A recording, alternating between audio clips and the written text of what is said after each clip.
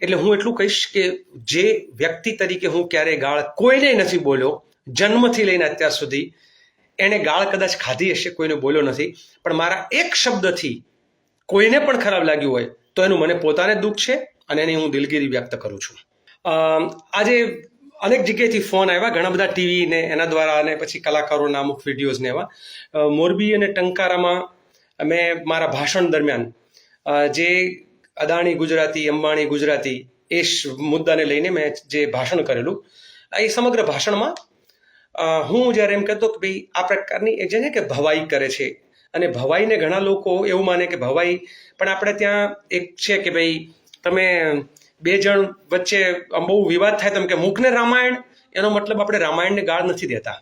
બે ભાઈઓ, બે પરિવાર વચ્ચે કંઈક ઝઘડો થાય તો કે મહાભારત સર્જાણું, તો આપણે મહાભારતને ગાળો નથી દેતા, કારણ કે એ શબ્દ પ્રયોગ છે. એમ જ્યારે કોઈ પણ હદ વખરના વખાણ કરે અથવા ન હોવાનો દેખાવ કરે ત્યારે આપણે ભવાઈ કરી એવું પણ કહેતા હોય છે, કારણ કે કલા છે. અને હું પોતે જે છે એ 90થી 2000ના ગાળામાં અનેક જગ્યાએ બહેનોના મુદ્દા ઉપર, જમીનના અધિકારના મુદ્દા ઉપર જે છે એ રંગમંચમાં રંગલાના પાત્રમાં મેં કામ કર્યું છે, સૂત્રધારના પાત્રમાં કામ કર્યું છે. એટલે કોઈ કલાકારને હું કોઈ દિવસ ગાળ દઈ પણ ના શકું. અમે અનેક ગીતો ગાઈએ છીએ, ખેડૂતોના, પશુપાલકોના, આદિવાસી દલિતો ઉપર થતા અત્યાચારોના, અનેક જગ્યાએ લોકોના હક માટેના ગીતો ગાઈએ છીએ. અમારી આખી ટીમ છે, એટલે હું કોઈ દિવસ કલાકારો વિશે કોઈ અઘટિત બોલી જ ના શકું. પરંતુ ત્યાં ઉતાવળમાં, એટલે કે ને ભાષણના એક આક્રોશમાં મારે એમ ભવાઈ શબ્દ કહેવું હતું, એની પહેલા એક શબ્દ જે બોલાઈ ગયો કે જે મારા સંસ્કારમાં નથી, અને એના વિશે મેં સ્ટેજથી ઉતર્યા પછી તરત મારું ધ્યાન ગયું કે હું આવું બોલાયું. અને આમ તો તમે સ્ટેજ ઉપર જ તમે જોશો તો જેવું હું એ શબ્દ બોલ્યા પછી તરત જ ભવાઈ શબ્દોનો મેં ઉપયોગ કર્યો. એટલે કોઈએ પણ જે છે એ બેસતી ભાગડી આપણે કહેવાય ને એમ ન પહેરી લેવી, એમ કોઈએ બેસતી ટોપી પણ ફિટ બેસતી ન પહેરી લેવી. કોઈ પણ કલાકાર વિશે વ્યક્તિગત ટિપ્પણી નથી, કલાકાર જગત વિશે ટિપ્પણી નથી, પરંતુ આ શબ્દથી મેં પોતે જ મારા પરિવાર સાથે પણ ચર્ચા કરી કે ભાઈ આ નોર્મલી મારી ભાષામાં સ્લીપ ઓફ ટંગ ના થાય.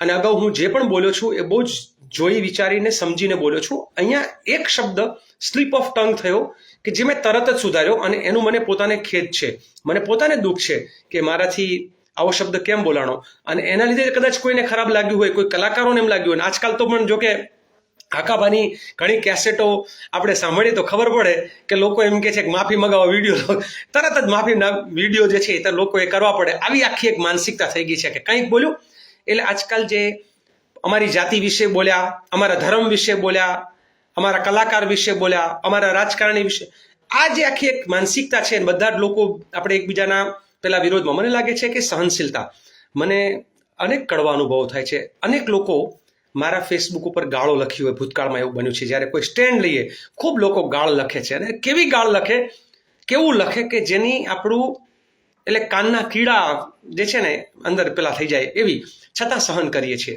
રાજકારણમાં છીએ, સહન કરીએ છીએ, જાહેર જીવનમાં છીએ, સહન કરીએ છીએ.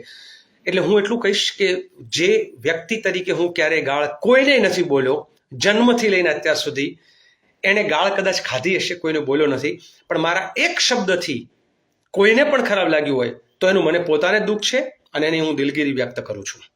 આ સાથે મારે બીજું એ પણ કહેવું છે કે મોકો છે, વિવાદ થયો છે, તો જરા દરેક કલાકાર જગતને મારી એક વિનંતી છે કે તમને કુદરતે સરસ મજાનું ગળું આપ્યું છે, કોકિલ કંઠ આપ્યો છે, તમને સરસ્વતીએ એવો શબ્દ જે કહે ને એની ગિફ્ટ છે, કુદરતની એક ભેટ છે તમને, તો તમે માત્ર ને માત્ર જે ઉદ્યોગપતિઓ પૈસા પાત્ર જે છે એની જ બહુ જ બધા વખાણ કરો ને એવું બધું કરો, પરંતુ અરે ક્યારેક કરો આપણે સારા પૈસાવાળા હોય કે જે જાહેર જનતા માટે બહુ જ દાન પુણ્ય કરતા હોય તો એના વખાણ પણ કરવા પડે.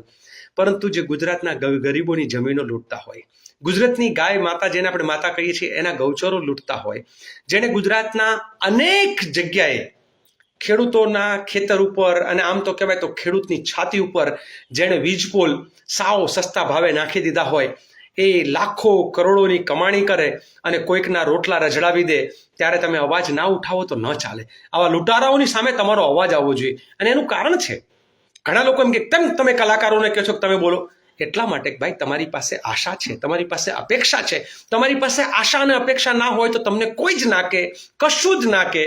જેની પાસે આશા ના હોય એને ન કહી શકાય. તમારી પાસે એટલા માટે આશા છે કે તમે અનેક લોકોના હીરો છો, તમે અનેક લોકોના વોટ્સઅપના ડીપી છો, તમે અનેક લોકોના ફેસબુકના જે છે એ સ્ટેટસ છો, તમે અનેક લોકો જે છે એના માટે એ એવા આદર્શો, તમને જોઈને લોકો તમારા જેવા વાળ રાખે છે, તમારી જેવી સ્ટાઇલ કરે છે, તમારા જેવા આમ એક્ટિંગ કરે છે. તમે એ લોકોના જ્યારે હીરો હોય અને જ્યારે હીરો ભૂલ કરે, હીરો ખોટું કરે ત્યારે લોચો પડે.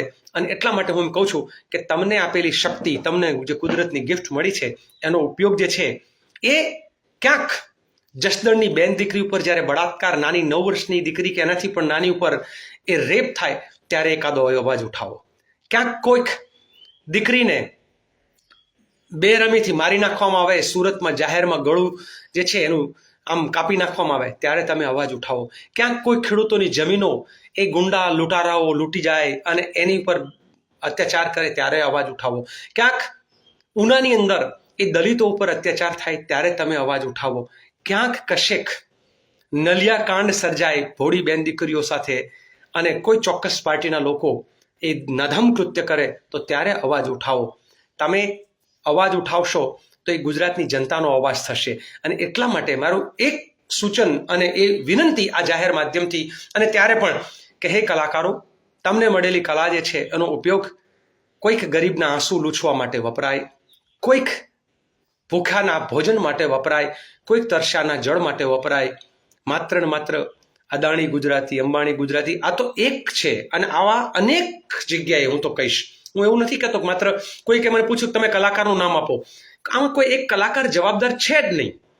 આખી એક સિસ્ટમ જવાબદાર છે, આખી એક માર્કેટ જવાબદાર છે. અને એ માર્કેટ સિસ્ટમ જે છે એ બધાને ફોર્સ કરે છે કે જેનું છે, જેની પાસે ખૂબ છે એનું ગાવું. ગાવું એટલે હું પણ માનો કે કોઈના વખાણ કરું તો ગાવું કહેવાય. પાછા ગાયક કલાકારો આને પોતાના ઉપર ના લઈ લે. એટલે માત્ર એના જ વિશે વાતો કરવી. ક્યાંક તમે જુઓ ને ગુજરાતમાં 30,000થી વધારે મકાનો ઉપર બુલડોઝર ફરી વળ્યું છે. 125 વર્ષથી રહેતા એ કેશવનગરના ઠાકોરોના ઘર ઉપર બુલડોઝર ફર્યું છે.